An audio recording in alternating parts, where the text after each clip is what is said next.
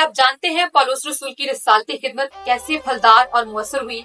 इसका राज हमें पौलुस रसूल की रिसालती खिदमत से ही मिलता है, और वो ये है कि खुदा का बंदा मुकम्मल तौर पे पाक रूह की रहनुमाई और फर्माबरदारी में चलता और जिंदगी गुजारता रहा, और अपनी जिंदगी में अव्वल दर्जा खुदा के पाक रूह की मर्जी को दिया। खुदा का पाक रूह मुसलसल उनकी रहनुमाई करता रहा, और खुदा का बंदा मुसलसल खुदावंद की फर्माबरदारी में चलता रहा। इसकी मिसाल हमें अमाल 13 बाब और दूसरी आयत मुकद्दसा में मिलती है। जब खुदा के पाक रूह ने उनको चुना कि वो मिशनरी सफर पर जाएं, तो उन्होंने उसे कबूल किया और मिशनरी सफर का आगाज कर दिया। लेकिन दूसरे मिशनरी सफर में जब वो आसिया में जाना चाहते थे, तो खुदा के पाक रूह ने उनको रोका और उन्होंने खुदा के पाक रूह की इस हिदायत को माना।